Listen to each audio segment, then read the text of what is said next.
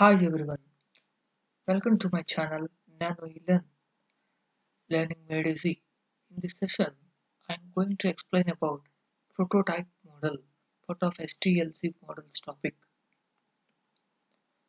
Is the model diagram of prototype model. Let us try to understand what is prototype. A prototype is a model or a program or a sample application that is built not based on strict planning but gives an early approximation of final product. It acts as a sample to test the process. From this sample, we can learn and try to build a better final product. The word prototype is derived from two Greek words, protos meaning first and typos meaning impression. For example, in real time, when we visit a mobile store, they used to show a prototype copy of the mobile, which is a dummy piece that helps to understand how the design of the mobile will be, what are the dimensions of a mobile device, and how the UI of the buttons of the device look like. So based on this prototype copy, a customer can able to judge how the exact mobile will look like and come to a decision to buy or not buy it. So similarly, since this prototype gives the first impression to the customer, this is known as prototype. Let us understand how the model will work. In this model, a prototype is made first and based on it, a final product is developed. This type of model is used when it is very difficult to obtain exact requirements from the customer.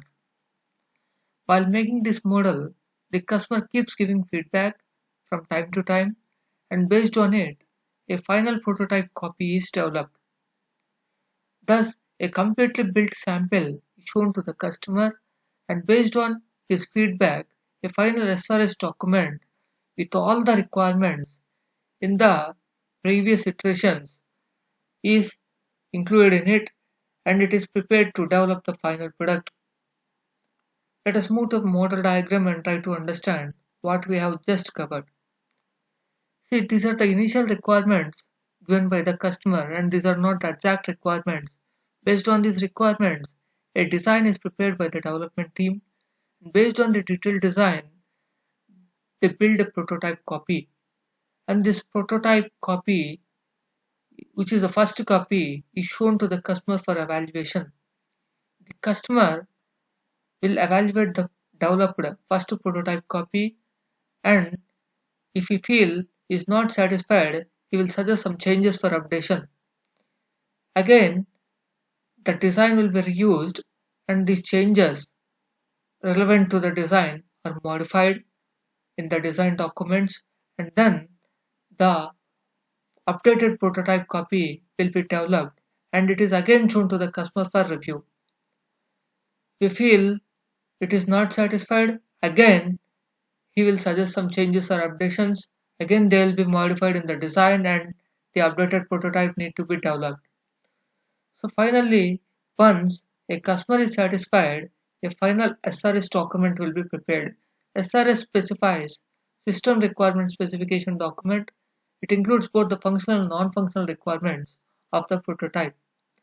This final SRS document includes all those requirements which, along with the changes that are suggested during the customer review during multiple iterations, will be incorporated in this SRS document, and based on all these final requirements, the actual development of final product will be done. And once the final copy of the product is developed, it is moved put forward for testing to the testing team. Once the testing is completed and the customer is accepted, then the changes are deployed to production environment and put forward for maintenance. What are the advantages and disadvantages of this prototype model? The advantages are the process proceeds linearly. Once it is a linear process, once the final SRS is ready, It is easier to take technical risks with the prototype because if any further changes are required, they can be taken up in the next successive iteration. When the prototype is shown to the customer, he gets proper clarity and feel of functionality of the software, and there is a possibility that he can able to suggest changes and modifications which makes the customer satisfied. Not only that, the customer can able to judge the capabilities of developers because based on the changes that the customer is suggesting, so there might be a possible case that any part of the code can be modified. So for this kind of modifications, the developers need to be capable enough to make the suggested changes for the by the customer, to make the suggested changes by the customer, and they need to be incorporated in the code as well as in the design documents. The time required to complete the project after getting the final SRS document will be reduced.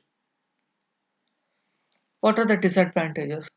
The startup cost of building development team focused on developing the prototype is very high because since the customer is suggesting some random changes, more expertise in developing the application is required. It is a slow process because of multiple iterations, too much involvement of client suggesting the changes more frequently is not always preferred by the development team.